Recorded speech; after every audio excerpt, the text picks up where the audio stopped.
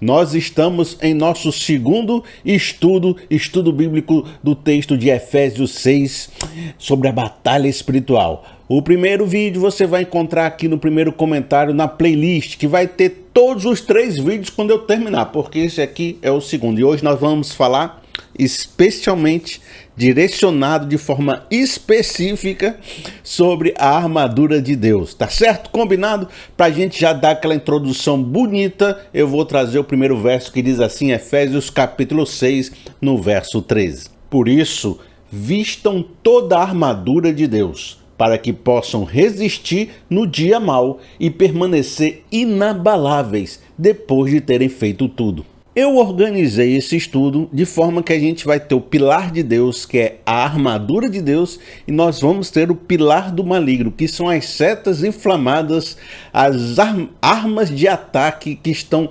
concentradas nesse conceito do dia mau. Então nós vamos ter um pilar do maligno, o dia mau, e o pilar de Deus, que é a armadura de Deus. E aí a gente vai destrinchando à medida que a gente for aplicando, né, durante todo esse tempo que a gente vai passar aqui junto. Mas para a gente começar com uma certa conceituação, o que seria o dia mau? Esse dia onde todas as armas do maligno estão voltadas para nós. Olha, no dia a dia, no cotidiano, na nossa vida, você sabe que a gente tem uma porcentagem, uma porção de problemas que chegam até nós e a gente consegue resolver com as nossas próprias capacidades, nossos recursos financeiros, né? A gente coloca nosso coração em ação e a gente vai e faz e acontece e aquele problema que chegou até nós é resolvido. Então a gente tem uma quantidade X de problema e temos uma capacidade X que dá conta de todos esses problemas. Então chegou, rapaz, aconteceu um problema no trabalho grande, muita dificuldade, você vai lá, não, deixa comigo, deixa que eu resolvo. Você vai lá, conversa com o cliente, ajeita com um, ajeita com o outro, resolveu. E você diz, rapaz, eu sou muito bom, a vida é muito boa, tudo está funcionando. Então você tem aqui um dique na sua região, né? Um dique assim, um muro, né? Construído para impedir que as águas da chuva invadam o seu território. Então tá ali, vem uma chuvarada, mas aquele dique que a sua capacidade de resolver está aguentando aquela chuva. Determinada época, uma coisa acontece que está fora do seu controle. Vem uma chuva. Pá, um problema aconteceu, você diz, eu vou resolver, porque eu tenho capacidades e habilidades e recursos para resolver esse problema. Quando você está se preparando, você está colocando a mão no problema, acontece outro. Como se fosse uma segunda chuva em cima da primeira chuva. Aí a água aumentou o volume, batendo no dique. Aí você diz, meu Deus, que semana difícil, que tempo complicado, 2 problemas para eu resolver, será que eu dou conta? Aí quando você está pensando como é que você vai organizar para resolver 2 problemas, vem um terceiro, e às vezes vem um quarto, e a coisa vai se enchendo como se fosse uma legião, um enxame, que vem tudo de uma vez, sincronizado, como se fosse algo sincronizado, e chega assim, enche tanto essa chuva vai enchendo assim uma enchente tão grande que o dique não consegue suportar o volume de águas. A água, ela passa por cima ou mesmo ela quebra o dique. Quando ela quebra, ela vai arrastando tudo, vai derrubando toda a sua vida, vai destruindo tudo que tem pela frente, porque aquela energia acumulada e o volume de coisa faz com que você não saiba nem por onde começar. Você não sabe nem o que fazer. Mesmo que você tivesse capacidade de resolver um problema, você se vê entregue, porque o pequeno esforço que você faz parece um balde d'água diante de uma enchente grande. Aí você quer desistir, está desalentado, frustrado, acha que acabou para você. A mente não sabe como organizar os pensamentos. Eu trouxe aqui um pensamento que pode estar passando pela cabeça do indivíduo naquele dia mau. Diz assim, olha, eu sei que tudo o que está acontecendo comigo possui uma explicação lógica. No entanto, tudo aconteceu de forma tão sincronizada, como se soubessem exatamente o que fazer para me deixar quebrado e arrasado, que me fez sentir que existia um mal estratégico por trás disso tudo. Nem tudo que eu estou vivendo pode ser explicado pela coincidência. Essa é a estratégia do dia mau. Um ataque de enchente, uma legião direcionada contra a sua vida. De forma que a sequência sincronizada de ataques no lugar onde sabe que vai doer, onde sabe que é difícil resolver, vai chegando de uma forma tal que mesmo você que tem a capacidade de resolver muitas coisas, nesse dia ficará entregue. O objetivo do mal é fazer você perder sua autoconfiança, sua capacidade de reação, ficar quebrado emocionalmente, mentalmente, desistir de lutar, ficar fragilizado, ficar entregue. Por quê? Porque nesse momento que você ficar naquele estado de desolação, é como se você tivesse com a imunidade baixa. E quando o cidadão fica com uma imunidade baixa, as doenças oportunistas atacam esse cidadão. Coisa que você nunca pegaria, gripe, né? Virose, doenças que se manifestam, autoimunes, qualquer coisa que acontece com o cidadão quando ele está mal, né? As doenças psicossomáticas, não tem isso? Então quando você se quebra também emocionalmente, no estresse, mentalmente, tudo aí na sua vida, você entra em desalento e desespero, Satanás pensa, agora ele está fragilizado o suficiente para me tacar aqui umas setas malignas. As setas que vão terminar de derrubar o indivíduo, ou pior. E aí que eu vou ensinar para vocês como é que isso acontece. Pode fazer ele tomar controle de suas ações de forma indireta, mas ainda assim ele vai estar controlando você. Como, Felipe? Através das setas inflamadas. Eu vou te mostrar como a partir do nosso desenvolvimento para frente. Depois que você ficou quebrado, fragilizado, ele tem uma espécie de estratégia que ele lança nesse momento que vai tomar controle sobre você. Mas, então, uma vez que o indivíduo tinha uma certa capacidade que ele usava no seu dia a dia, ele tinha essa autoconfiança, ele achava que eu posso, eu faço, tudo que acontecer nessa vida eu tenho capacidade de resolver. Nesse dia, a gente vai descobrir, perceber que a sua capacidade não foi suficiente. E aí Paulo vai apresentar, então você precisa de uma força maior do que você. Se você não está resolvendo, não é isso? Eu resolvo a maior parte dos problemas. Naquele dia você não vai conseguir resolver. Então, se você não está resolvendo, você precisa de uma ajuda. Você precisa de auxílio. Você precisa de uma força maior do que os problemas que você está enfrentando. Você precisa de uma força maior do que o próprio inimigo que está por trás de tudo isso que está acontecendo com você. Você precisa de uma proteção, de uma armadura de Deus. Sem essa armadura de Deus, você vai cair ao ponto da fragilidade e será tomado por Satanás nas estratégias que eu vou falar ali na frente. E como é essa armadura? É aí que a gente vai ler agora Efésios capítulo 6, do verso de 14 a 17. Diz assim: assim, mantenham-se firmes, cingindo-se com o cinto da verdade, vestindo a couraça da justiça e tendo os pés calçados com a prontidão do evangelho da paz. Além disso, usem o escudo da fé, com o qual vocês poderão apagar todas as setas inflamadas do maligno. Usem o capacete da salvação e a espada do Espírito, que é a palavra de Deus. Você percebeu que a armadura é um conjunto de significados espirituais, de verdades espirituais, que se você compreender, praticar, internalizar, vai lhe deixar muito mais seguro e forte e resiliente para enfrentar o dia mau e aí atravessar esse dia mau e depois de tudo isso, esse Satanás correr de você. E por um lado, a gente fica olhando esses conceitos, né, que apareceram para a gente: verdade, justiça, palavra, salvação. Aí a gente fica, fé, né? A gente fica olhando esses conceitos e não se impacta muito com isso. Isso não causa a gente um alvoroço, né? Eu vou ler o que é a armadura espiritual e você vê fé, verdade. Eu achei que ia ser uma coisa assim, espiritosférica, impactante, cheia das conspiração, que eu ia ficar aqui dizendo, rapaz, encontrei um ouro escondido, né? E aí você vê esses conceitos comuns da nossa fé, salvação, né? É um conceito comum, né? Verdade, justiça. E aí você fica assim pensando, palavra de Deus, olha só, Coisa que a gente sempre escutou, né? Em todos os nossos cultos, em todas as nossas leituras bíblicas. Então parece tão comum pra gente que aquilo que é mais comum, às vezes a gente não percebe quão importante é e quanto valor tem, né? Não tem aquela pessoa que quando tinha algo não dava valor, quando perdeu percebeu que era importante?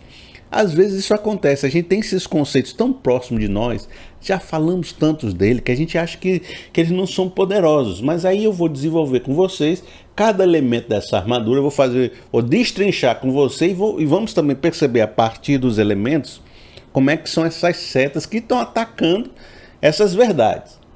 E perceber como elas interagem, você vai ver, é como se eu estivesse relembrando a sua mente como esses conceitos são poderosos. E você vai dizer, rapaz, estava do meu lado, estava aqui toda hora falando deles e não percebi quão poderoso é esses conceitos e quão importantes são eles na minha vida. Combinado? Vamos começar com a minha primeira aplicação, que vai dizer assim, olha, Efésios 6, no verso 14, assim mantenham-se firmes, cingindo-se com o cinto da verdade. Como falamos, existe o pilar de Deus, da armadura de Deus, que é o cinto da verdade. E se a defesa é a verdade, o pilar do dia mau, a seta do maligno seria o quê? A mentira.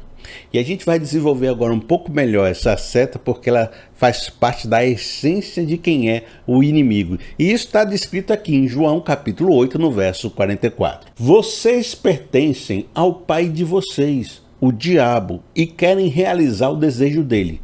Ele foi homicida desde o princípio e não se apegou à verdade, pois não há verdade nele. Quando mente, fala sua própria língua, pois é mentiroso e pai da mentira. A mentira está presente em todos os ataques e estratégias de Satanás, porque é a essência dele. Ele nem faz força para mentir, ele já vai saindo, então sempre a gente vai ter que lidar com a mentira. E é importante para nós, principalmente nesse primeiro momento, trazer a fala sobre a mentira, porque ela possui aquela estratégia que eu já estava conversando com vocês, que no momento de maior fragilidade que a gente vai estar, por causa dos diversos acontecimentos que vão dar contra a nossa vida, a gente vai ficar em desalento, dizendo, meu Deus, não há mais futuro para mim, acabou, né? Você vai ficar naquele momento frágil. Ele vai lançar uma seta que vai tentar tomar controle sobre a sua vida. E a seta da mentira é uma dessas. E eu vou te mostrar como esse processo acontece. Diz assim, Mateus capítulo 4, nós vamos voltar para a tentação de Cristo no deserto. Na segunda tentação, diz assim, então o diabo levou a cidade santa, colocou na parte mais alta do templo e lhe disse, se você é o filho de Deus, jogue-se daqui para baixo, pois está escrito, ele dará ordem a seus anjos a seu respeito, e com as mãos eles o segurarão para que você não tropece em alguma pedra. Jesus lhe respondeu, também está escrito, não ponha à prova o Senhor, o seu Deus. Responda essa pergunta, qual o objetivo de Satanás com essa tentação? Qual era o propósito final? Aonde Satanás queria chegar com essa tentação? A gente parar para pensar, ele queria que Jesus subisse em cima do pináculo do templo, se jogasse lá de cima e se espatifasse no chão e morresse. De uma certa forma, Satanás queria que Jesus se suicidasse. Ora, eu te pergunto, Satanás, como a gente leu na passagem anterior, ele foi homicida desde o princípio. A Bíblia fala que o ladrão vem para matar, roubar e destruir. Ou seja, a intenção de Satanás é o homicídio. Em muitas passagens bíblicas, a gente percebe que um anjo tem um poder tremendo. Naquela ocasião lá de Ezequias lutando com o Império Assírio, um anjo saiu e matou 185 pessoas. O poder de um anjo é fenomenal. Satanás é tido como um ser que era poderoso. Ele não poderia, aí é a minha pergunta para você, chegar e matar as pessoas em vez de ficar com tentação, com mentira, com conversinha. Se ele não tem poder, a intenção dele não é ser homicida, não é matar, por que ele mente? Em vez de chegar e empurrar Jesus do pináculo do templo logo de uma vez, coloca lá Jesus, já empurra, já mata e pronto. Nos filmes o inimigo é assim, né? Gira a cabeça de um, mata outro, empurra outro, né? Por que Satanás já não... Eu não vou me aprofundar nesses estudos bíblicos e trazer várias referências para tentar te mostrar isso, mas a gente chega à conclusão que se ele pudesse fazer, já que a intenção dele é matar, ele fazia. Se ele não está fazendo, talvez em alguns momentos da palavra, pode até ser em modo de exceção, que aconteceu. Se ele não está fazendo é porque ele é limitado em seu poder. Ele só pode ir até onde Deus permite que ele vá. E muitas vezes, para causar algum dano maior, ele precisa pedir permissão a Deus. E isso tudo entra na esfera da soberania e do domínio de Deus. Então, se ele pudesse fazer, ele tinha feito. Então, ele não pode. Então, ele usa armas que não são armas diretas. E se Jesus tivesse caído na conversa da mentira de Satanás, o que teria acontecido? Jesus teria ido por vontade própria para cima do pináculo, porque ele teria escutado a mentira, achou que fez sentido a mentira, e a mentira inflamou a sua vaidade, queria ser reconhecido pela religião de Jerusalém, ser aplaudido. Ele ia provar que ele era o Messias dessa forma. Então ele, por vontade própria, ia andando até o pináculo do templo e se jogaria de lá, como que se suicidando por vontade própria. Na ideia que Satanás jogou para ele, que ele ia fazer um grande show, que os anjos iam segurar ele, que ia ser uma coisa maravilhosa. Satanás não empurraria Jesus, mas ele faria com que o próprio Jesus decidisse fazer o que ele quer fazer, o que o inimigo quer que ele faça. É como se o Satanás dissesse assim: tem uma regra que eu não posso te empurrar, mas se você pular sozinho eu não tenho culpa nenhuma. Entendeu? E como é que eu faço para você pular sozinho? Você precisa acreditar que tem que pular. Ora, o Satanás, pensando agora na primeira tentação, que Jesus teve fome depois de 40 dias, o que Satanás ofereceu? Um pão, né? Satanás, ele vai ter mais sucesso na sua tentação e na sua mentira se você tiver com a disposição de ouvi-lo e de acreditar nele. Algumas vezes ele vai tentar pela questão da cobiça, fama, poder, dinheiro. E outras vezes ele vai tentar pela questão da necessidade, da falta, da busca. Algumas vezes ele vai quebrar a pessoa de uma forma tal, e aí vem o dia mau. O ataque de enchente, né? Aquele dia onde tudo se sincronizou para quebrar a sua mente. Você vai estar vulnerável.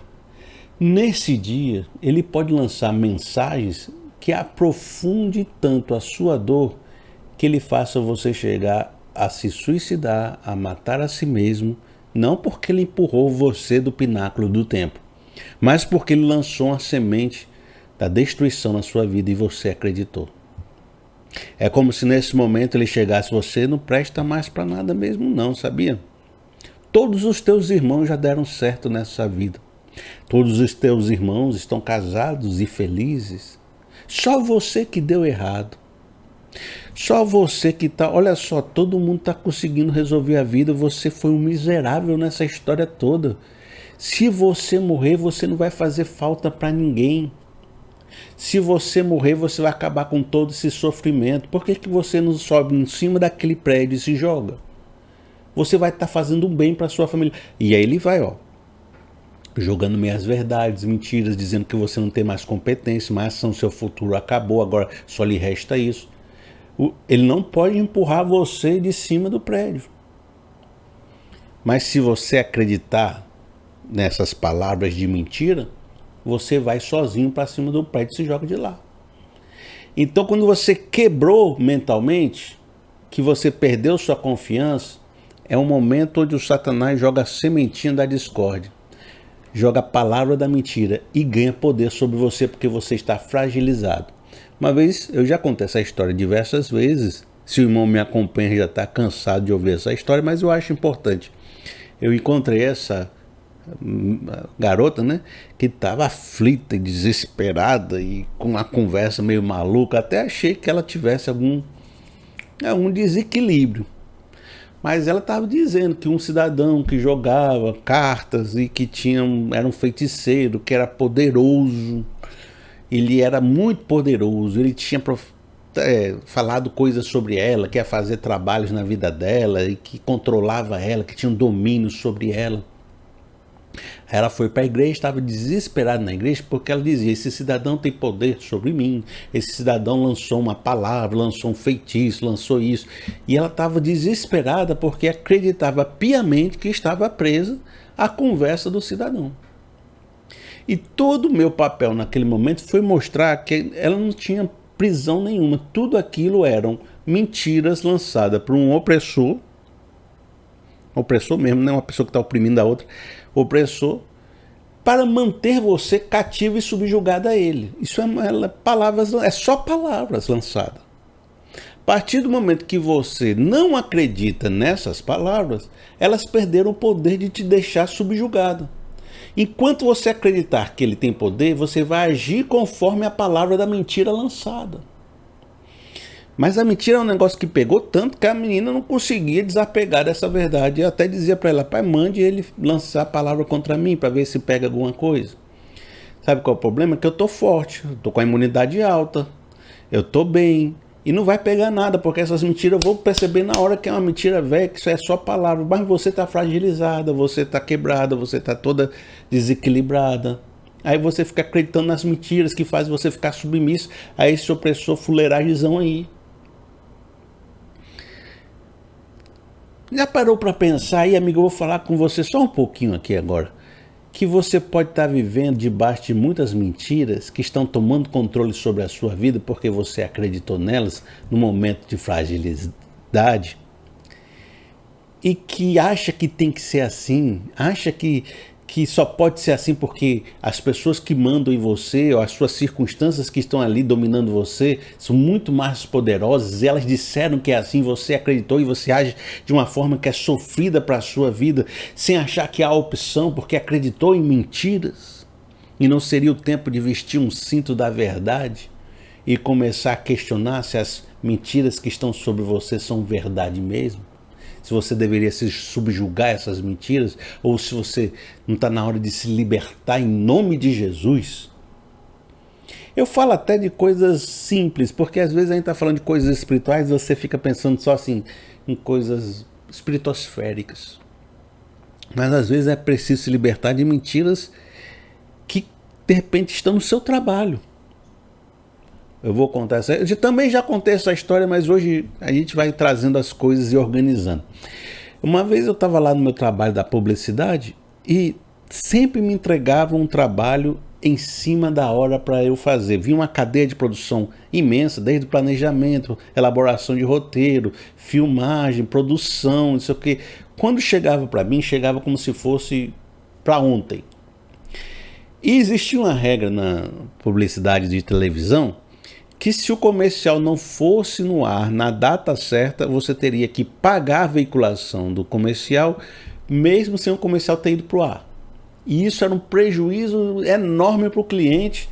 E aí diziam para mim: ó, Felipe, se esse VT não for para o ar, vai dar um prejuízo grande, você vai ser o culpado. Diziam isso. Eu, muito jovem, eu peguei aquele problema para mim como se eu fosse o culpado de o VT não ir para o ar. Então, o pessoal me entregava o negócio sem tempo para realizar. Eu ficava desesperado porque se o cliente perdesse dinheiro, a culpa era minha. Se é que eles não iam me cobrar esse dinheiro.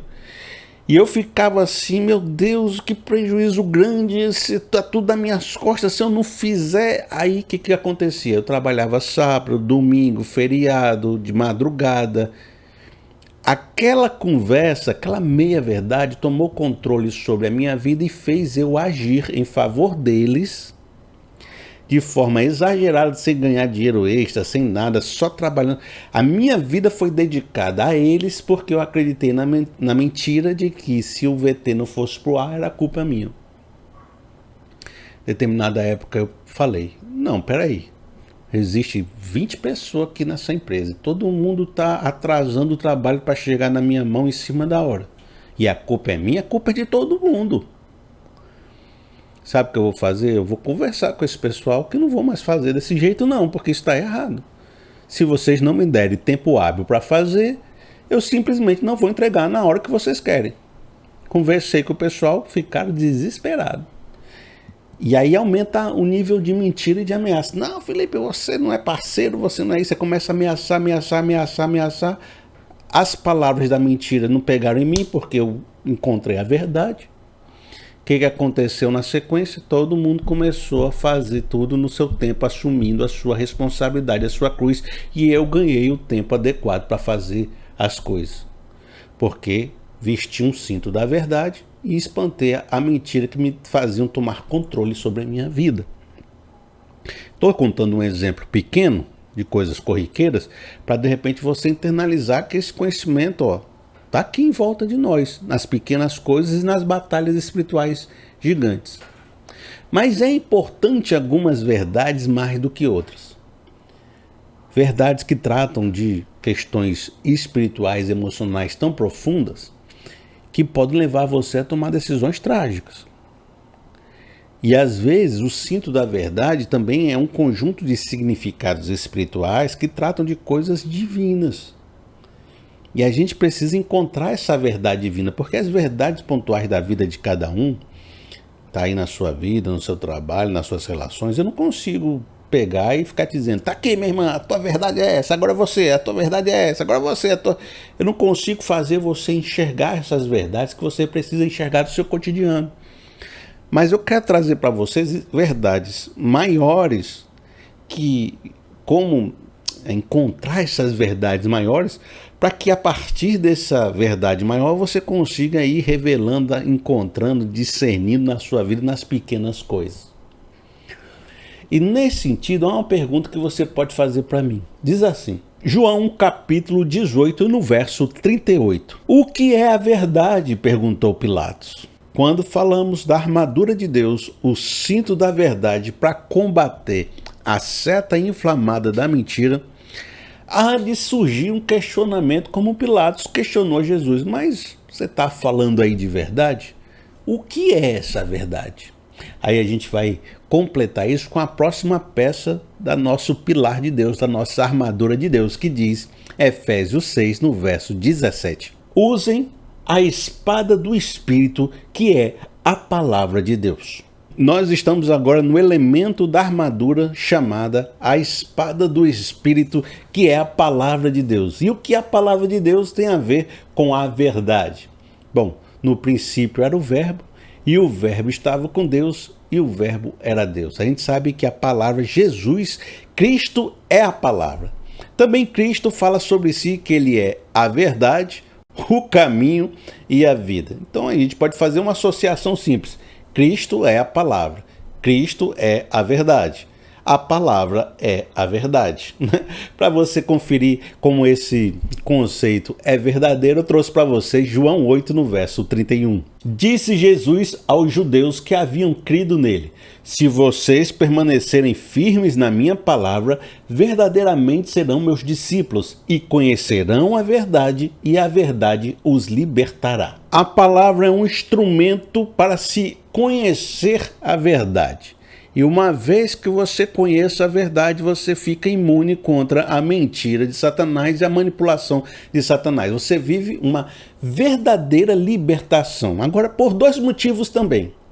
Uma é, se verdadeiramente vocês seguirem a palavra, vocês serão meus discípulos. Tem um lance aqui que Jesus está colocando que é preciso não só ouvir essa palavra, mas internalizar e praticar essa palavra a ponto de você ser reconhecido como discípulo de Cristo. A palavra ela tem efeito a partir do momento que você anda segundo essa palavra, pratica essa palavra e se torna um discípulo. Aí que ela vai te libertar.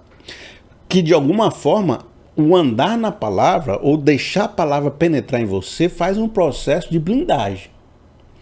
A gente entende, e tem outro texto que eu vou trazer sobre isso, que esse processo de blindagem, no primeiro momento, a gente vai chamar de santificação.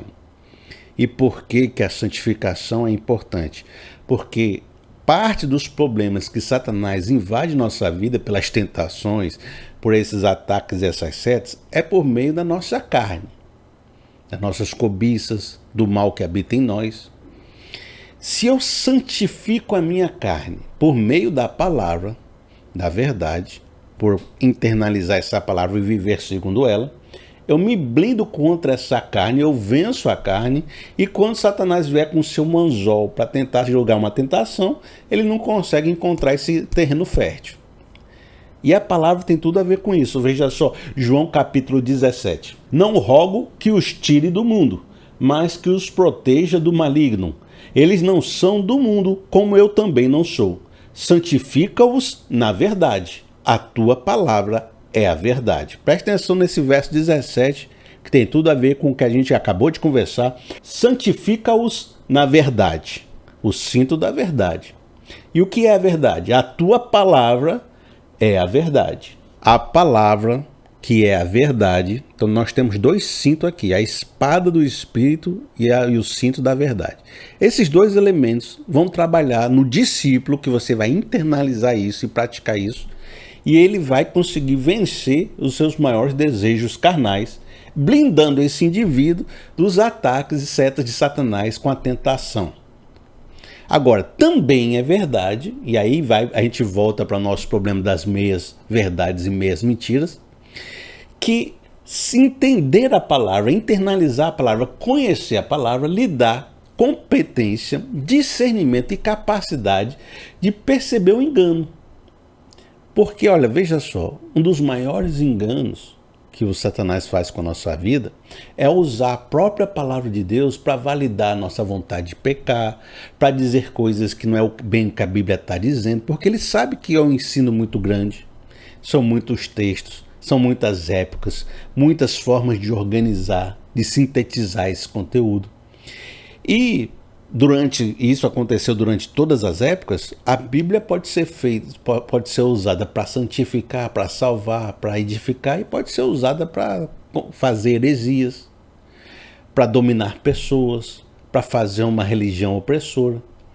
Basta você usá-la de um jeito ou de outro. Basta você escolher os versículos de um jeito e dizer que está dizendo aquilo, que você de repente começa a usar algo que era para salvar, para manipular. O Satanás, contando com a nossa ignorância, sabendo que a gente é um ser meio que não gosta de aprender, não gosta de ler, não gosta de se aprofundar, e ao mesmo tempo está doido para pecar com a nossa carne, ele joga a sementinha que é, mas a palavra diz que você pode. E se você não tem nem conhecimento na palavra e nem venceu sua carne, você está vulnerável e sujeito a essa semente do mal. Então você vai precisar estudar. Como é que você diz que conhece a Jesus, mas não conhece a sua palavra? Isso é um texto bíblico.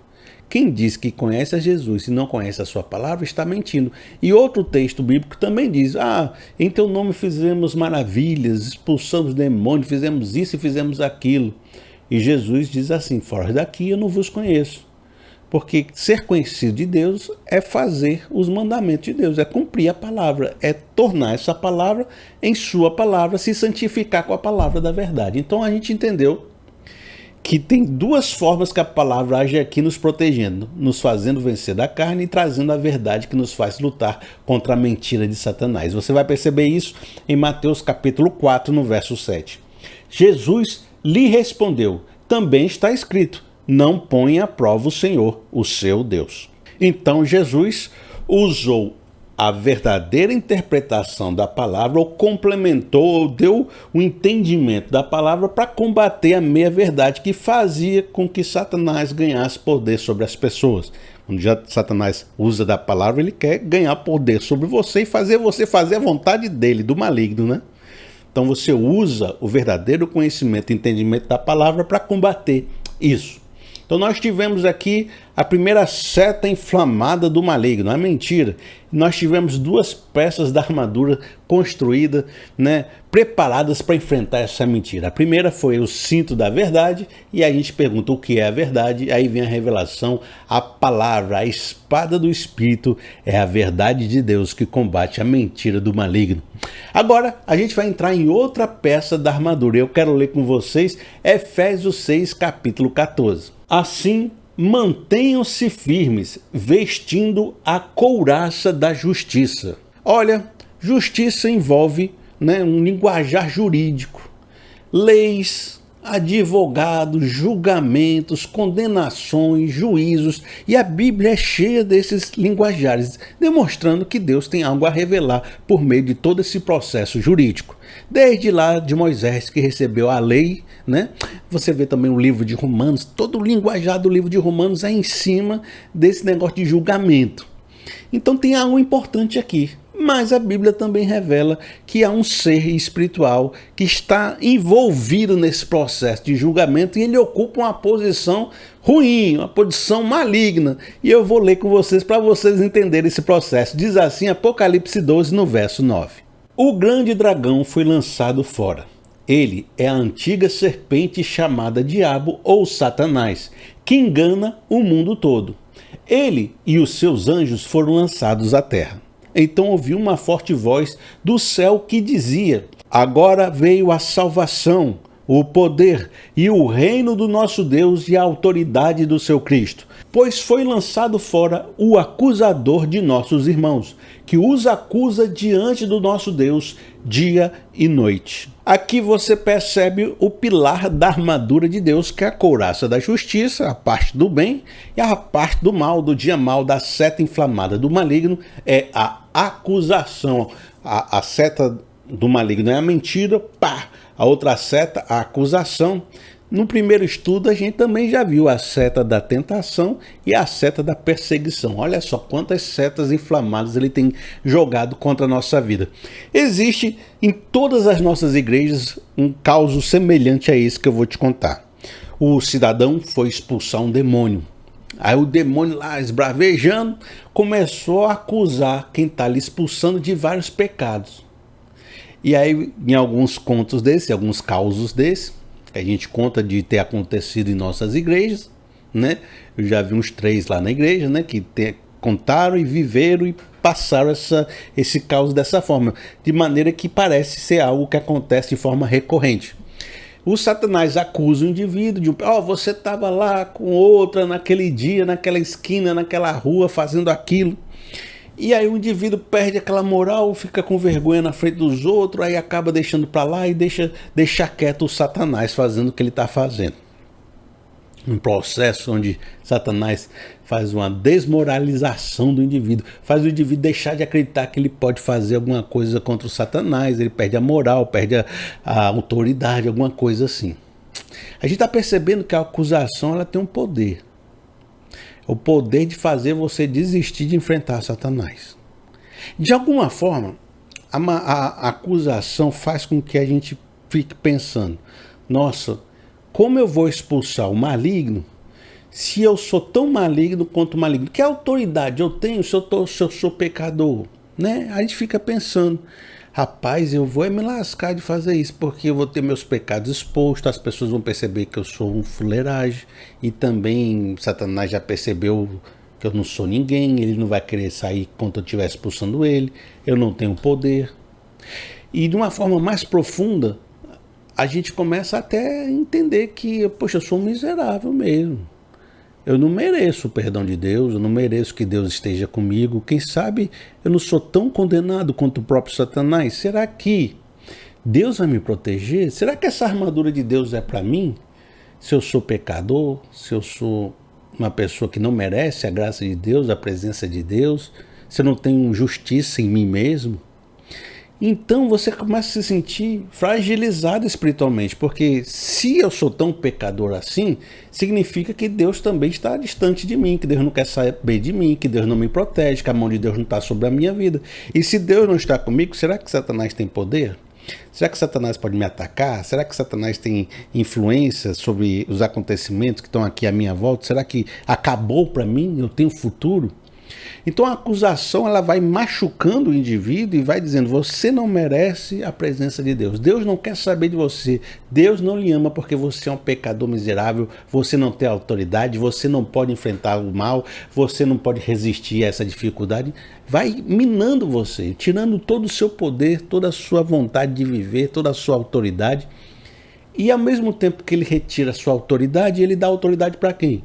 Para o inimigo. Então essa discussão, eu digo que você não tem autoridade porque você tem pecados, e o indivíduo, então ele acreditando nisso, que é aquela lance da meia-verdade, ele acaba achando então que Satanás tem autoridade. Aí fica essa discussão muito no mundo evangélico de que você deu autoridade a Satanás porque você pecou, e o pecado dá legalidade, dá autoridade.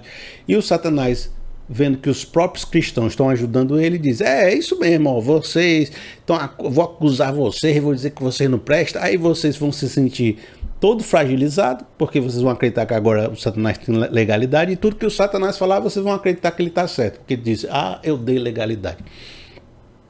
Por quê? Porque, de uma certa forma, o mundo evangélico cristão não é construído em cima de uma justiça de Deus, da graça de Deus, mas é construído em cima do mérito, da balança, que diz: se eu pequei, eu estou mal, se eu fiz uma bondade, eu estou bom. É quase uma coisa do espiritismo de karma positivo, karma negativo, e a gente sempre acredita que a justiça está em mim, a autoridade está no indivíduo, é o indivíduo que faz, é o indivíduo que tem, o indivíduo que se salva, é o indivíduo que expulsa o demônio.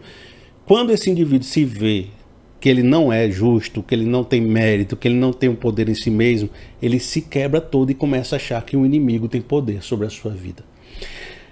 E o Satanás, ele vai jogando essas mentiras de acusação para ver se ele pega a pessoa desprevenida.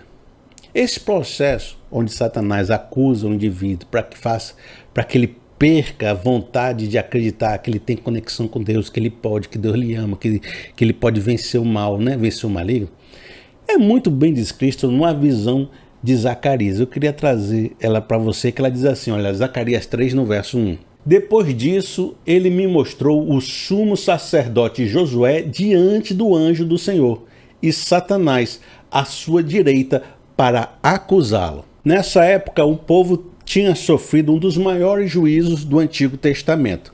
O povo foi levado cativo para a Babilônia porque se distanciou, porque pecou, sofreu um juízo, sofrendo a disciplina de Deus.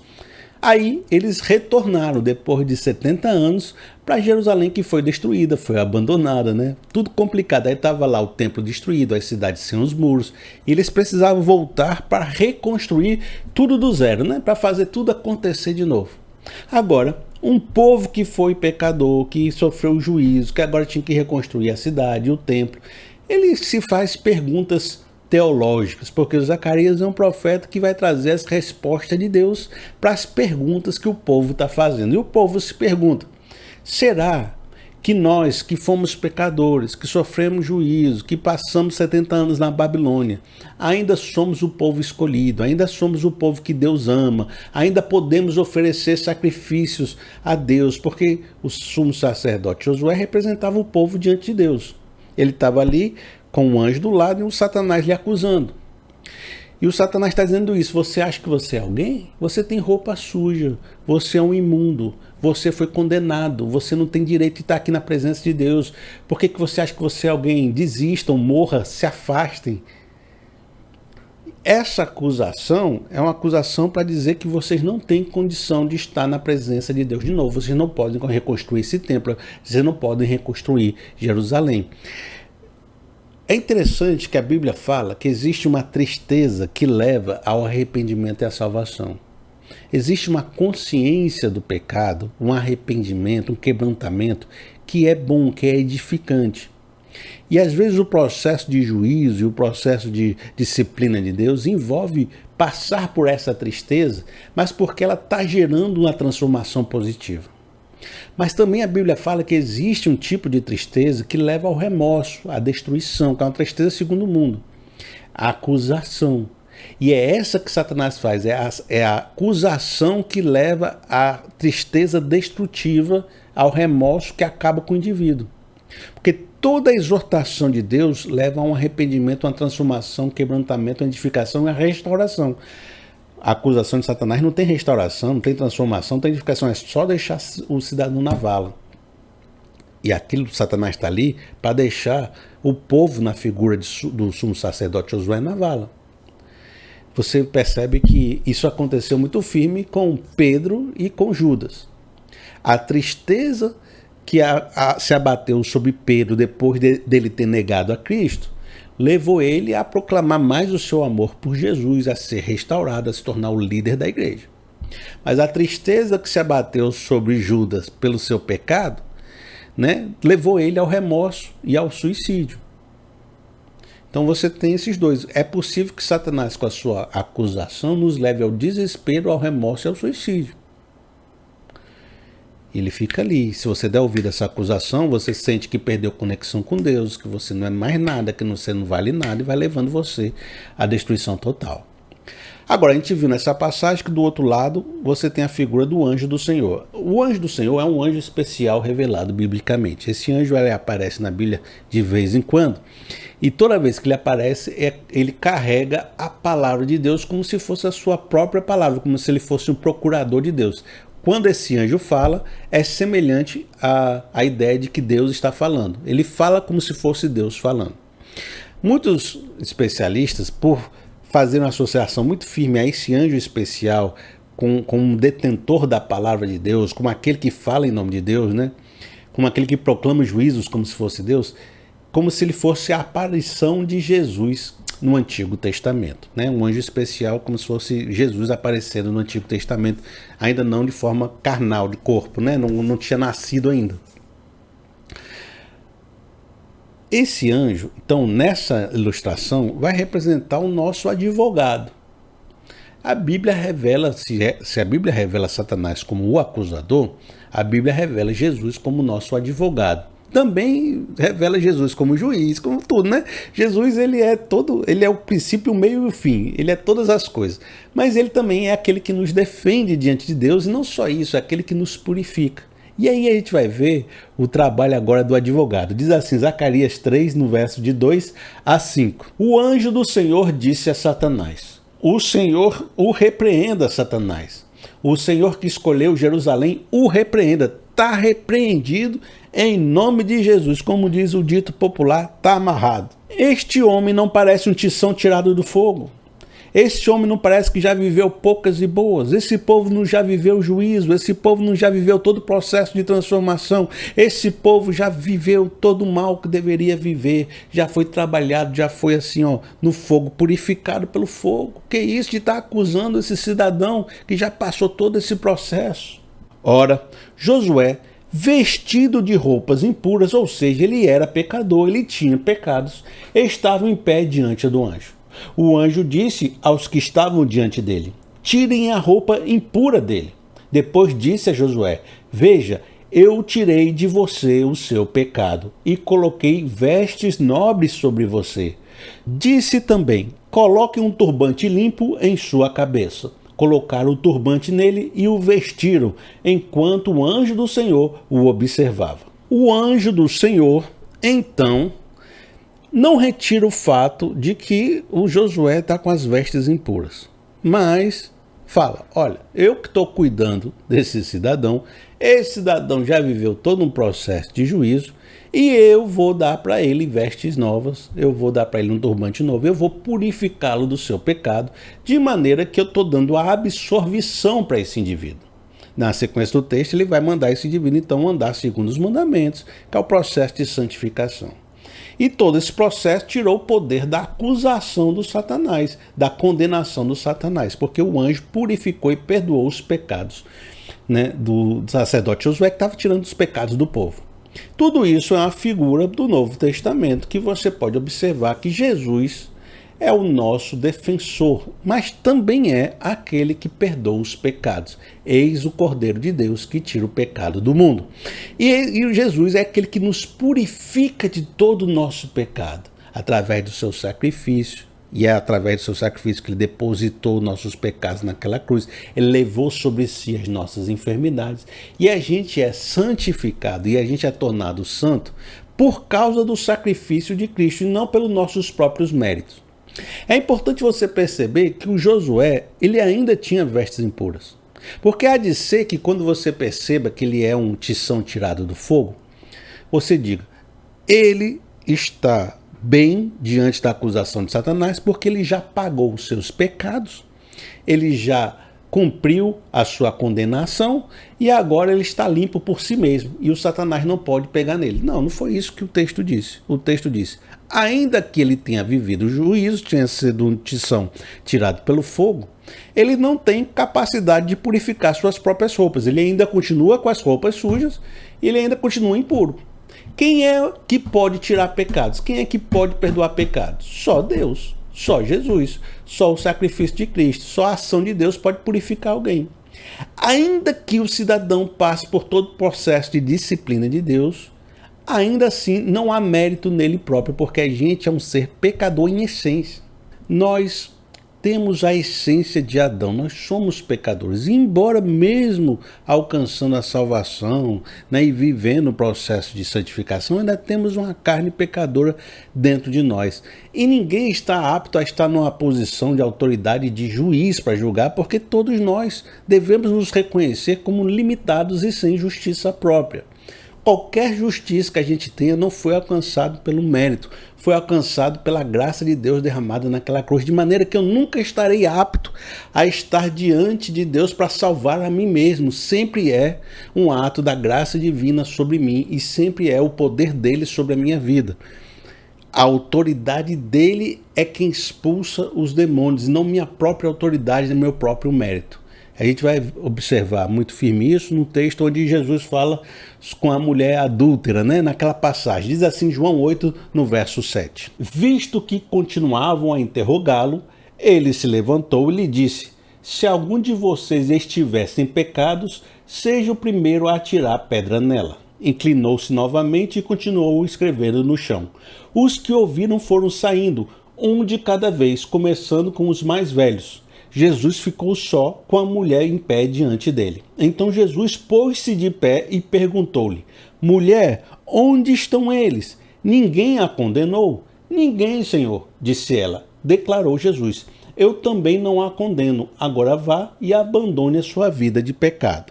Quando Jesus fez essa reflexão, aquele que não tem pecado atire a primeira pedra, as pessoas perceberam que ninguém poderia estar naquela condição. Mesmo os mais acusadores, os mais nervosos, os mais religiosos perceberam: olha, se a gente for colocar no papel mesmo, ninguém pode ocupar essa posição. Da mesma forma, vamos fazer essa pergunta: quem de vocês tem autoridade para expulsar um demônio por meio da sua própria santidade? É capaz de todos nós fazermos uma reflexão e percebemos: não, ninguém aqui tem condição de expulsar um demônio, de combater as acusações de Satanás pela nossa própria santidade. Porque todos nós somos pecadores, todos nós temos dívida no cartório. Então a gente se afastaria. Satanás, entendendo esse processo, entendendo que a gente é culpado, utiliza-se da nossa culpa para nos jogar no remorso de Judas, né? Para dizer: olha, você é culpado mesmo, você não pode vir contra mim, você não pode resistir a mim, eu tenho legalidade sobre você. Vai jogando as mesmas verdades. Você se vê culpado e diz: então eu sou miserável mesmo, eu não tenho autoridade mesmo, Satanás é poderoso, ele tem poder sobre a minha vida, meu Deus. E aí ele ganha poder sobre você. Mas aí a gente vai ver que Jesus chegou para a mulher e disse: quem é que te condena? Ninguém. Ela tinha pecados? Tinha. Ela tinha a roupa suja de Josué? Tinha. Ela tinha um turbante sujo? Ela estava impura. Mesmo que ela passasse um processo grande de via crucis, de santificação, de mudança de vida, ela ainda estaria impura como Josué estaria impuro. E aí Jesus disse: mesmo você não tendo consertado sua vida ainda, mesmo você não tendo passado por um curso de restauração por 30 dias, mesmo você não tendo se ainda restaurado a sua vida com seu marido ou qualquer outra coisa, eu vou fazer o seguinte: eu não vou lhe condenar, porque eu vim para purificar os seus pecados. Agora, a partir desse momento, assim como o anjo falou lá com Josué, vai, não peques mais, vai e cumpra os mandamentos. Vai ter uma vida de santidade a partir de agora. Mas é importante perceber isso, não somos nós que limpamos a nós mesmos. E a quem vence a acusação satânica não é o nosso mérito, não é a nossa justiça própria. É a purificação que Jesus faz na nossa vida. Romanos capítulo 8, no verso 31. Que diremos, pois, diante dessas coisas? Se Deus é por nós, quem será contra nós? Aquele que não poupou ao seu próprio filho, mas o entregou por todos nós, como não nos dará juntamente com ele e de graça todas as coisas?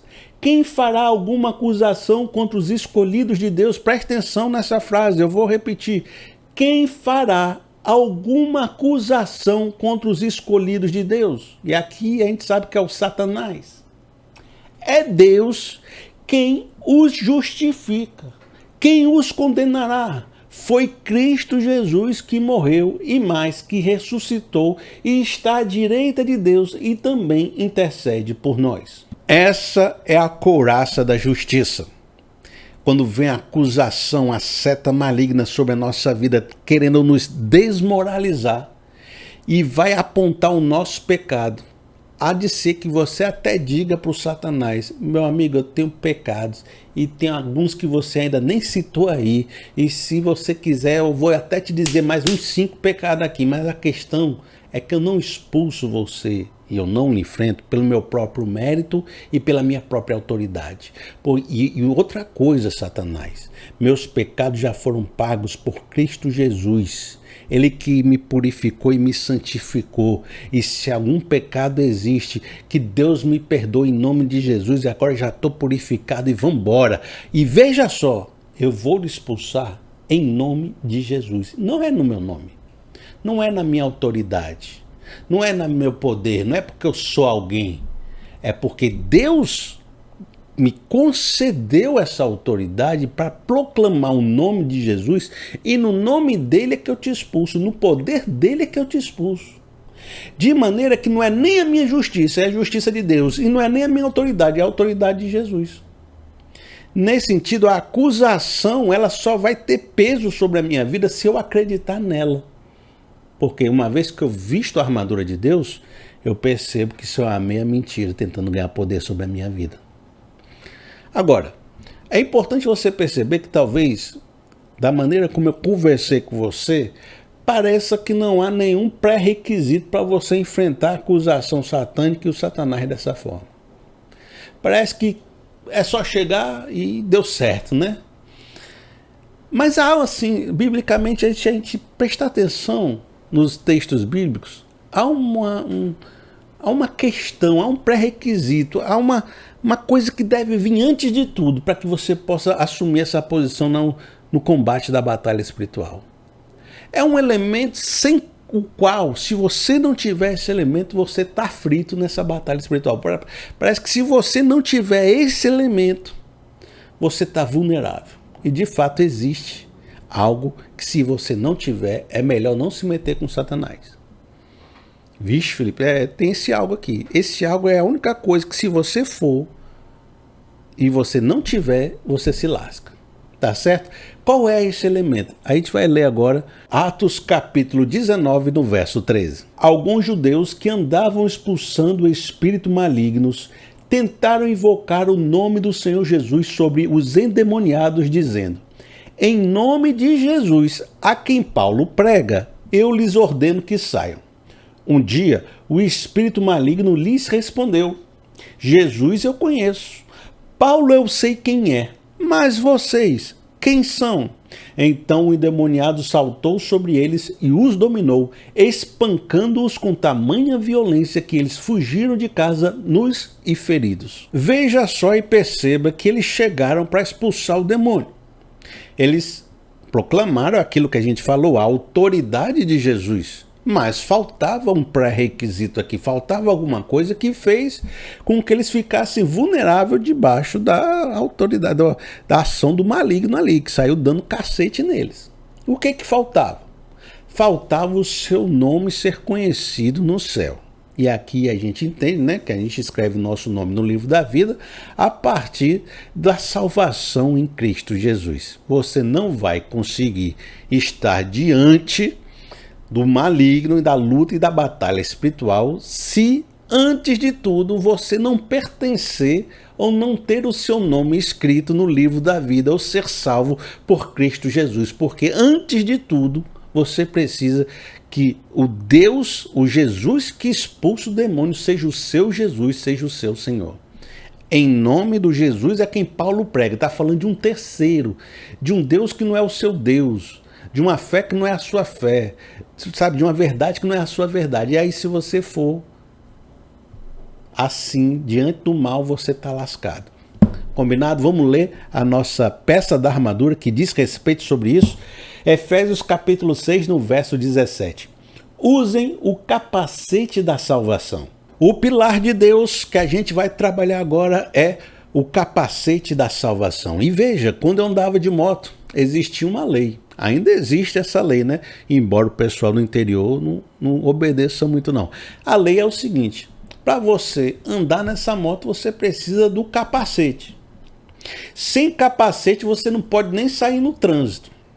O capacete é o local de segurança do motoqueiro, porque precisa proteger sua cabeça. Se você bater nessa moto, você vai se lascar todinho, mas se proteger a cabeça, você sai vivo, né?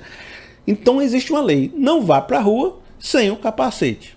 E eu tinha que usar o capacete. Da mesma forma, o que eu estou querendo dizer para vocês é: não dá para sair nessa rua da batalha espiritual sem ter a salvação em Cristo Jesus na sua vida, sem ter esse capacete da salvação.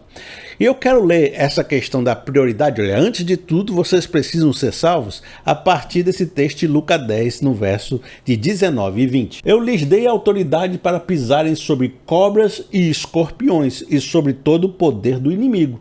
Nada lhes fará dano.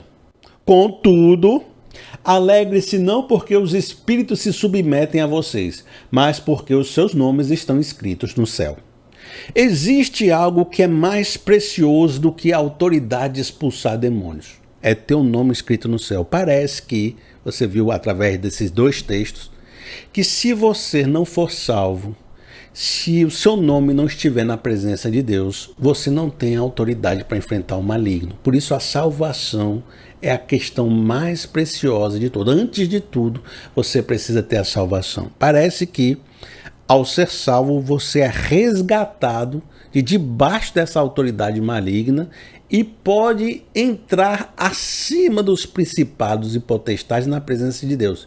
E uma vez que você foi colocado nessa videira que é Jesus, você foi enxertado nela, você foi resgatado do império das trevas e colocado acima dos principados, nessa esfera o mal perdeu a autoridade de fazer alguma coisa com você. Só pela mentira, quando ele faz você acreditar nele. Mas ele não tem condição de ter autoridade sobre a sua vida, porque você foi levado acima dos principados e potestades. Eu quero ler alguns textos bíblicos que vão fortalecer esse conceito para você, para mostrar como a salvação nos levou a uma autoridade superior no mundo espiritual. Não por nossa própria autoridade, mas porque fomos enxertados nessa videira, porque fomos carregados para o reino de Deus acima desses principados e potestades. E isso significa ter o nome escrito nos céus. Veja só, Colossenses capítulo 2, no verso de 9 a 15. E preste atenção que a gente vai fazer aqui uma leitura mais longa. Mas tudo que a gente vai estar falando aqui tem tudo a ver com você. E eu não quero só ficar lendo e repetindo. Eu quero que você leia. E ao ler você vai perceber a força do texto. Diz assim: pois em Cristo habita corporalmente toda a plenitude da divindade. E por estarem nele, que é o cabeça de todo poder e autoridade, vocês receberam a plenitude. Nele também vocês foram circuncidados, não com a circuncisão feita por mãos humanas, mas com a circuncisão feita por Cristo, que é o despojar do corpo da carne. Isso aconteceu quando vocês foram sepultados com ele no batismo, e com eles foram ressuscitados mediante a fé no poder de Deus, que o ressuscitou dentre os mortos. Quando vocês estavam mortos em seus pecados e na incircuncisão da sua carne, Deus os vivificou juntamente com Cristo e nos perdoou todas as transgressões e cancelou a escrita de dívida que consistia em ordenanças e que nos era contrária. Ele a removeu pregando-a na cruz. E, tendo despojado os poderes e as autoridades, fez dele um espetáculo público, triunfando sobre eles na cruz. A gente pode entender esse texto de trás para frente, né? Cristo venceu os poderes demoníacos na cruz e cancelou nosso escrito de dívida, pagando os nossos pecados com seu sacrifício. Ele nos limpou disso. E agora a gente participa dessa fé através do batismo e da circuncisão espiritual do Espírito Santo. Nós somos selados, marcados como propriedade exclusiva de Deus. E agora nós estamos enxertados nele, né? por estarem nele, que é o cabeça do poder e autoridade, a gente também carrega essa plenitude de Deus que está acima dos poderes, ao qual Cristo venceu na cruz. Veja só Colossenses 1:13. Pois ele nos resgatou do domínio das trevas e nos transportou para o reino do seu Filho amado, em quem temos a redenção, a saber, o perdão dos pecados. Efésios capítulo 1, no verso 20. Esse poder ele exerceu em Cristo, ressuscitando dos mortos e fazendo-o assentar à sua direita nas regiões celestiais, muito acima de todo governo e autoridade, poder e domínio, e de todo nome que se possa mencionar, não apenas nessa era, mas também na que há de vir. Nesses dois versos você percebe uma dinâmica. Onde é que Cristo está?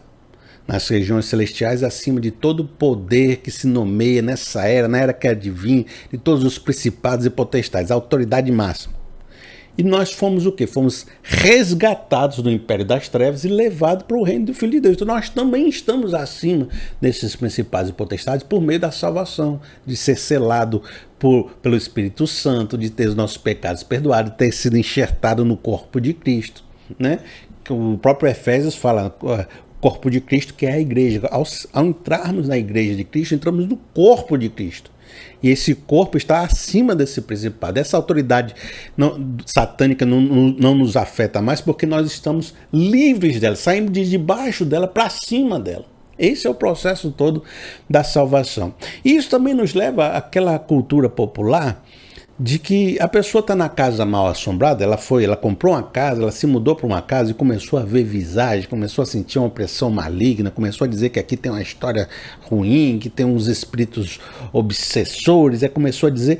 Aí ela diz assim, rapaz, estou tendo pesadelo nessa casa, o negócio está difícil, eu vou chamar um padre para fazer uma reza, eu vou chamar um pastor para fazer uma oração.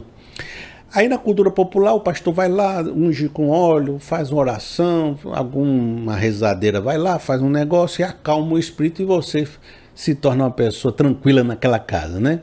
Os filmes falam muito disso, as coisas acontecem dessa forma.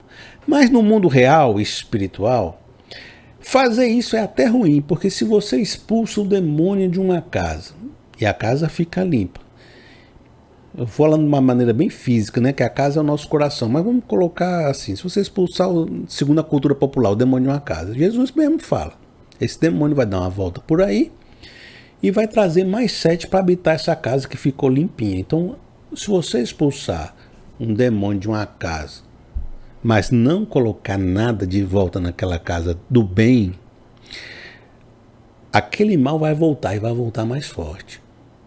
E o que eu quero dizer com isso? Que a questão nunca é fazer uma reza para expulsar um demônio numa casa, mas é converter os corações das pessoas que habitam aquela casa.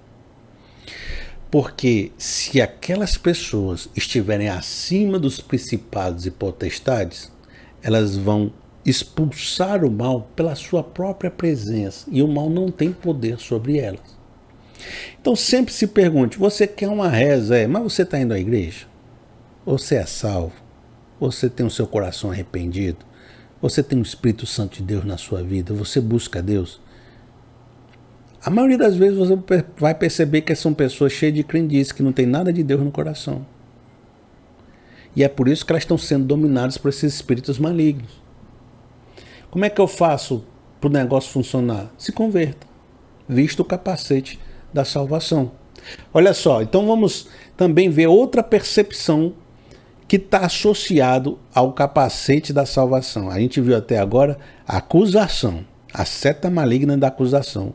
Mas o capacete da salvação também tem outra esfera de atuação. Por quê? Porque capacete fica onde? Na cabeça. O que tem na cabeça? A nossa mente, nossos pensamentos, nossos entendimentos, emoções. O que é que está acontecendo aqui nesse mundo, né, maluco que a gente vive? Ansiedade, angústia, depressão, todo tipo de pensamento ruim. Aonde? Na mente. Então nós temos um ataque profundo no ser humano nas questões mentais e temos na Bíblia algo que protege a cabeça, a salvação. Eu vou querer ler com vocês um texto para você perceber como Muitos dos problemas que a gente vive na mente têm uma associação direta com o maligno. Diz assim, 1 Pedro capítulo 5, no verso 7 e 8. Lancem sobre ele toda a sua ansiedade, porque ele tem cuidado de vocês.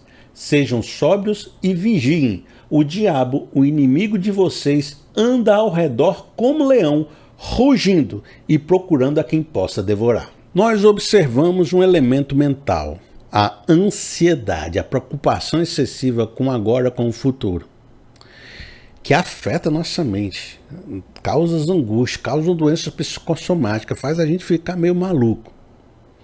E a gente está percebendo que existe um perigo em volta de nós. E existe um inimigo em volta de nós, rugindo. E o rugindo é uma palavra de medo, uma palavra de alarmismo, uma palavra de que o negócio vai acabar contigo. Olha que eu vou destruir a sua história. Olha, tá vendo não? Não tá vendo não isso que tá acontecendo? Isso vai pegar você, vai pegar seus filhos, vai pegar sua mãe, vai pegar todo mundo, você vai morrer hoje, vai morrer amanhã. É a sua ansiedade aqui, ó. Meu Deus, esse perigo, esse negócio, o Satanás, é mesmo, presta atenção, olha o medo aí, olha o medo, a insegurança, rapaz, você não pode fazer nada, olha aí, vai acontecer, o mundo vai acabar, a coisa vai acabar com a sua vida, olha só o governo, olha só aquilo, é o rugido do leão vai causar medo em você, ansiedade. Pedro está dizendo que você tem que jogar essa ansiedade em Deus para parar de dar essa brecha para o inimigo, porque a ansiedade não é uma brecha para o inimigo. Ele está introjetando medo em você. Qual o objetivo de Satanás lançar essa seta do medo, do rugido, do alarmismo, de que tudo vai se acabar na sua vida? Ele quer que você substitua o controle de Deus sobre a sua vida, a soberania de Deus, o descansar em Deus na sua vida, por um sentimento de ansiedade, insegurança e medo. E se ele conseguir fazer com que você seja guiado pelo medo, ele vai ganhar poder sobre a sua vida. De que maneira? Ora, o medo começa a dizer que eu não posso sair de casa. E aí você não sai mais de casa. O medo começa a dizer que você não pode mais investir, produzir, trabalhar, crescer. Então você para de acreditar. O medo diz que a sua família vai ser destruída e que você não tem mais futuro com ela. Você para de restaurar a sua família. O medo diz que você não... Tá entendendo? Então o medo ele vai se tornar um senhor. Ele vai se tornar aquele que diz aonde você vai, aonde você não vai, em quem você acredita, em quem você não acredita, o seu estado mental, o seu estado do coração. Ele vai dominar as suas ações. E quem controla o rugido, controla a direção que o medo leva à sua vida. E aí você pode ter uma sociedade que entendeu isso de tal forma que ela mesma se manifesta como um Satanás rugindo para conseguir o apoio popular. Cheio de narrativas, cheio de alarmismo, todo mundo está tentando virar um leão aqui fora dizendo: cuidado não, compre meu produto, cuidado não, vote no meu candidato, cuidado não, venha para minha igreja. O rugido está tentando controlar as suas ações, uma vez de novo, que o controle direto não é a opção, o controle indireto está virando as armas de Satanás. E o medo, o alarmismo, o discurso, o rugido tem sido um instrumento forte para dominar a sua vida. Eu quero ler com vocês 2 Coríntios, no capítulo 4, porque esse texto evidencia muito o papel da salvação, do capacete da salvação, como uma primeira linha de defesa sobre a nossa vida. A gente estava vendo a salvação como uma linha de defesa contra a acusação.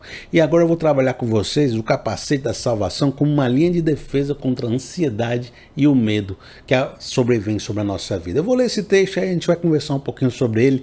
Diz assim, 2 Coríntios capítulo 4, a partir do verso de 10 a 18. Trazemos sempre em nosso corpo o morrer de Jesus, para que a vida de Jesus também seja revelada em nosso corpo.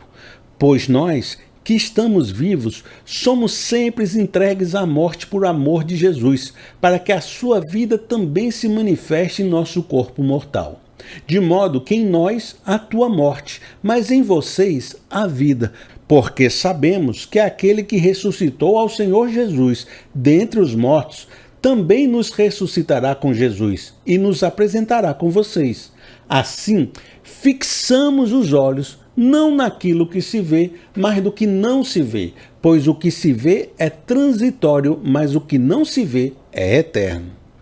E de outra forma eu poderia até adaptar esse último verso, dizendo assim: fixamos os nossos ouvidos não naquilo que escutamos de alarmismos à nossa volta, mas nas palavras de Deus sobre a nossa vida. A nossa vida está guardada em Deus de tal forma que os medos transitórios e corriqueiros perdem a força. E se a gente não ficar ouvindo esses alarmismos, mas fixarmos nas palavras e nas promessas de Deus, a gente vai se encontrar muito mais seguro nesse processo todo. Mas Paulo desenvolve um conceito que nos faz ver os sofrimentos presentes de uma forma diferente. E esse conceito que eu estou trazendo agora, eu prego para vocês de vez em quando, mas ele está muito longe do nosso cotidiano cristão brasileiro evangélico. As pessoas se esqueceram desses conceitos bíblicos e já não pregam ele. E parece estranho quando a gente fala isso.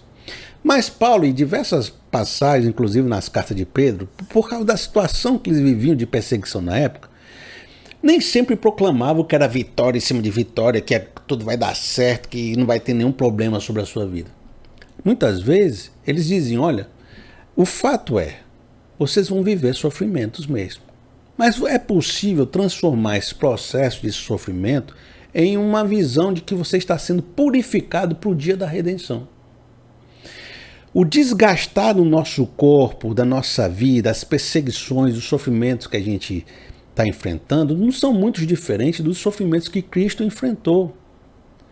E se Cristo, que é nosso mestre, enfrentou sofrimentos e espinhos, nós também vamos enfrentar, e é um processo que nos tornamos mais parecidos com Cristo, porque Cristo sofreu. E se nós sofremos, a santidade, a percepção e a vida de Cristo se manifesta em nossa vida pelo sofrimento também. E muitas pessoas naquela época entenderam: o sofrimento também é um processo de santificação, que nos prepara para o momento da ressurreição, o que é eterno. Filipenses capítulo 3, no verso 10 e 11. Quero conhecer a Cristo, ao poder da sua ressurreição e a participação em seus sofrimentos, tornando-me como ele em sua morte, para, de alguma forma, alcançar a ressurreição dentre os mortos. A salvação, a ressurreição se tornou a minha esperança. E ela me fez olhar para os sofrimentos presentes como uma preparação para esse dia final. E esse entendimento, o que causa diante de um rugido alarmista de um leão?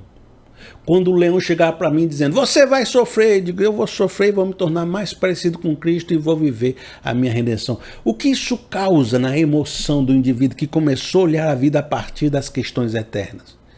Causa algo aqui no presente. E é isso que Paulo vai nos dizer em 1 Coríntios 15, no verso 30. Também nós, porque estamos nos expondo a perigos o tempo todo. Todos os dias enfrento a morte, irmãos. Digo isso pelo orgulho que tenho de vocês em Cristo Jesus, nosso Senhor. Se foi por meras razões humanas que lutei com feras em Éfeso, que ganhei com isso? Se os mortos não ressuscitam, comamos e bebamos, porque amanhã morreremos. Eu trouxe esse texto também porque ele é bem simbologicamente emblemático. Existe uma fera em volta de nós com alarme. Você vai morrer, você vai se acabar, a sua vida chegou ao fim, querendo ganhar controle sobre nós através do medo. E Paulo está dizendo: foi poder da ressurreição, o conceito da ressurreição, a minha vida guardado na eternidade, que me fez ter a coragem de enfrentar as feras. Estou usando agora a simbologia. Eu enfrentei os leões rugindo, por quê? Porque eu tenho a minha vida guardada na eternidade, porque eu parei de dar ouvidos a rugidos de leão.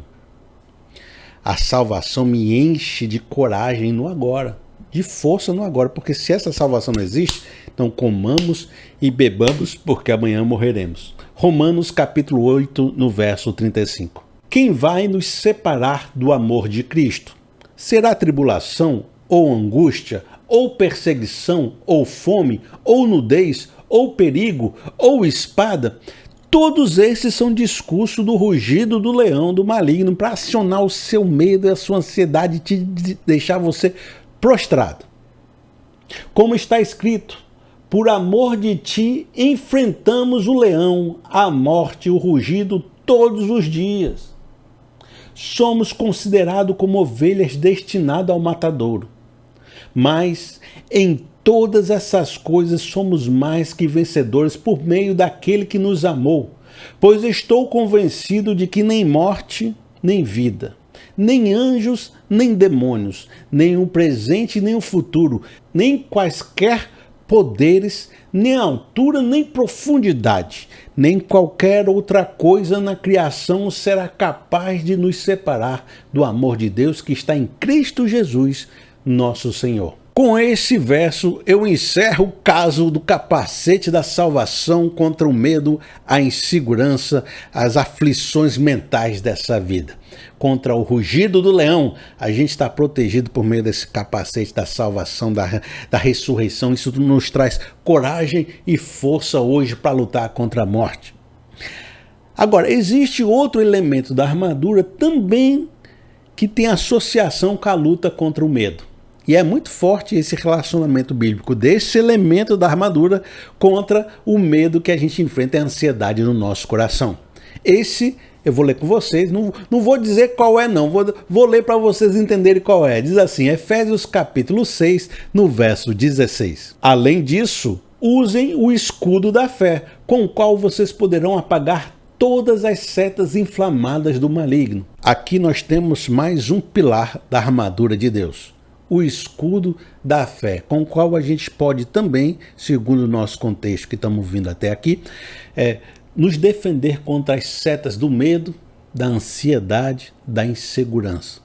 Assim como o capacete da salvação é um instrumento poderoso para blindar nossa mente, o escudo da fé também é. Por isso que, biblicamente, a todo momento que a gente fala de fé, a gente fala sobre a vitória sobre o medo. Eu vou ler só um verso para a gente abrilhantar esse momento. Diz assim, Lucas capítulo 8, no verso 50. Jesus disse a Jairo, não tenha medo, tão somente creia e ela será curada. Geralmente, quando uma pessoa passa por situações que gerariam medo e insegurança gigante, a pessoa teria que estar desesperada e alarmada com o que estava acontecendo com a vida dela.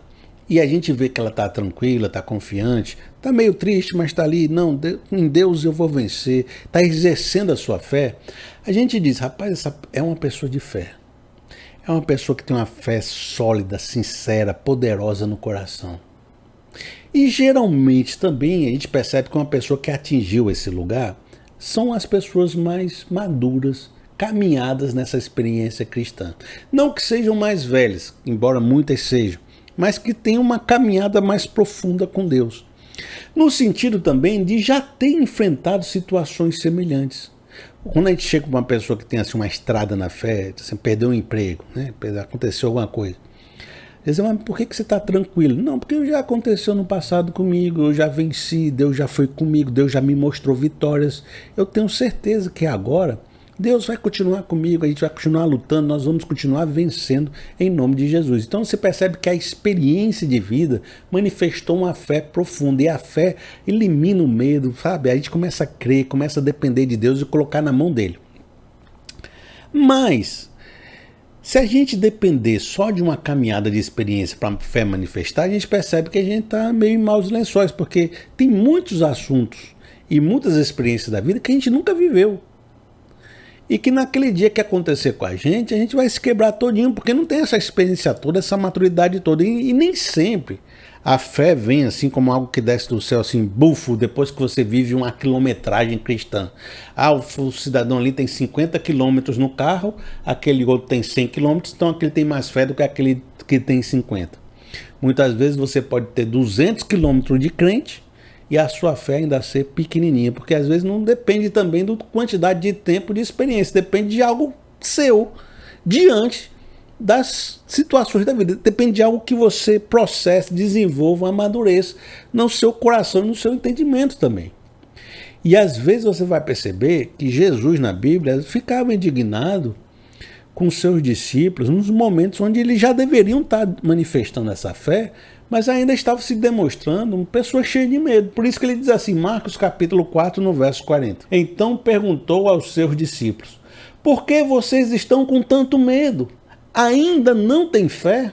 O que Jesus está dizendo é, ainda não, vocês já deveriam ter fé, pelo tanto de milagres que vocês observaram, por tanto de palavras que vocês ouviram, por tanto de já ter caminhado com Jesus, vocês ainda estão demonstrando uma disposição infantil. Paulo, diversas vezes mais na frente, diz, rapaz, eu não tenho como dar carne para vocês, dar um alimento mais sólido, porque vocês parecem crianças. Então, sim, uma estrada cristã gera uma fé mais madura, mas há algo nosso que a gente precisa participar aqui. Então, quando Jesus dá uma ordem dizendo, não temas, crê somente, eu escuto nessa ordem não só assim que a fé vai se manifestar em mim ao longo da minha experiência cristã, mas existe algo que eu devo fazer para que essa fé se manifeste. E o que eu devo fazer? Eu devo crer e não temer. Isso se manifesta como uma ordem para eu submeter os meus medos à minha crença, à minha fé. Mesmo se eu tiver com medo, entregar esse medo a Deus e passar a viver segundo a crença e a fé e não segundo as minhas emoções. Às vezes eu converso com vocês dizendo assim, às vezes a gente pode obedecer a Deus mesmo sem sentir ou acreditar ou pensar que é isso que eu deveria fazer. Porque quando eu penso que todas as minhas ações devem vir da minha emoção, eu sou guiado por um sentimento volátil. Por exemplo, eu estou triste, acho que eu vou me matar, acho que nada mais presta para mim, desisto de tudo. Por quê? Porque eu sou guiado pela emoção da tristeza. Só que em vez de eu ser guiado pela emoção da tristeza, eu posso ser movido pela crença, pela obediência. E quando eu obedeço, eu não obedeço porque eu senti que eu devo obedecer, porque eu estou triste, eu não quero obedecer. Mas eu estou obedecendo pela consciência da minha crença. E ao obedecer, eu vou gerando um caminho de restauração, transformação e reconstrução da vida, que vai me fazendo ter experiências novas que vão mudando o meu sentimento. Então, obedecer, mesmo sem querer, me leva a uma restauração que me faz lá na frente sentir o que eu não sentiria se não tivesse obedecido. De forma semelhante, quando você sente medo, você não pode deixar a sua vida ser guiada pelo medo, porque esse sentimento vai te levar a uma destruição.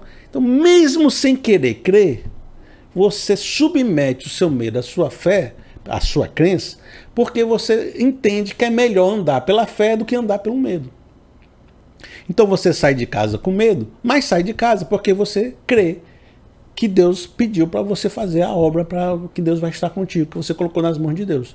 E não é guiado por um Senhor medo, mas por um Senhor Deus que está acima desse medo. Então você submeteu os seus sentimentos a Deus. Eu gosto muito desse texto bíblico que diz assim, Mateus capítulo 14, no verso 29. Venha, respondeu ele. Então Pedro saiu do barco, andou sobre as águas e foi na direção de Jesus. Mas quando reparou no vento, ficou com medo e, começando a afundar, gritou, Senhor, salva-me! Imediatamente Jesus estendeu a mão e o segurou e disse, homem de pequena fé, por que você duvidou? Existe uma ordem de Jesus, venha. Pedro olhou para Jesus e disse, eu vou. Enquanto Pedro olhava para Jesus e os seus olhos estavam fixos em Cristo, estava crendo, estava assim, eu vou porque Jesus mandou. Ele ia fazendo o impossível, vencendo tudo que era ventania, mar, tudo, tempestade. Mas a partir do momento que ele começou a dar ouvido ao rugido do leão, olhou para a tempestade, olhou para o mal, olhou para a situação, ele se encheu de medo e parou de crer, parou de confiar, parou de ter fé. E foi aí que ele começou a afundar. E Jesus falou novamente, homem de pequena fé, por que você duvidou? A gente tem que andar nessa vida com os olhos fitos em Jesus, que é o consumador da nossa fé, e também debaixo dessa ordem que diz, venha. E toda essa passagem, ela fala muito sobre a fé, mas também ela fala algo que vai tocar na nossa próximo elemento da armadura, porque eu estou andando em direção a Jesus. A fé cristã em nosso relacionamento com Deus, a gente tem uma esperança futura na vida eterna, que é o capacete da salvação. E às vezes a gente fica pensando naquele momento lá do futuro. e esquece do agora. Mas o agora existe uma missão. Existe um venha de Cristo que ele tem que obedecer. Existe um andar. E vamos pensar que esse andar de Pedro é a nossa vida.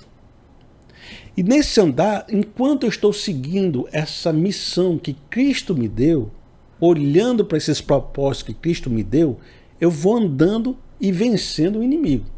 Mas a partir do momento que eu começo a tirar e não andar segundo essa missão, mas segundo o mundo, e olhar as dificuldades do mundo, olhar a minha finitude, eu começo a afundar e me destruir nessa vida. Então existe um vir a ser, que é um andar em Cristo.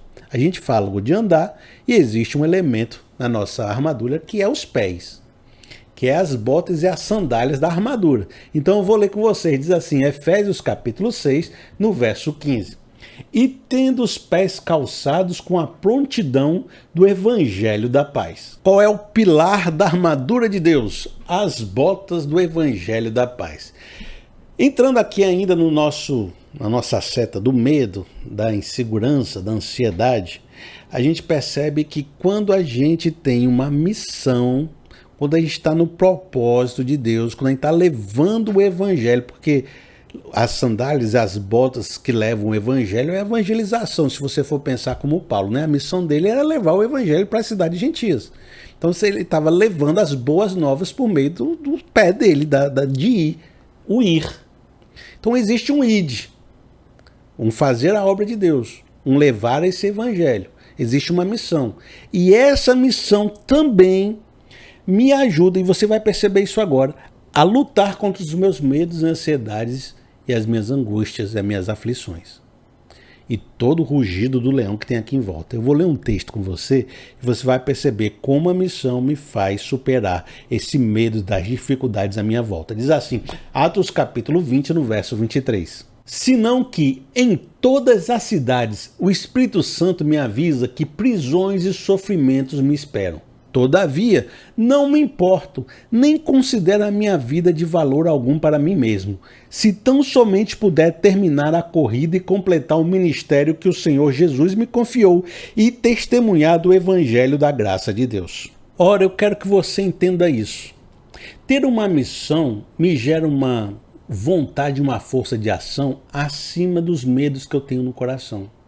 Porque a minha responsabilidade, meu compromisso com algo que é maior do que eu, que foi me concedido por Deus, eu devo prestar contas a Deus, isso é maior do que o meu sentimento interno de medo, de aflição, de angústia. Se eu não tenho uma missão, esse medo se torna grandioso. E ele é tudo que eu tenho.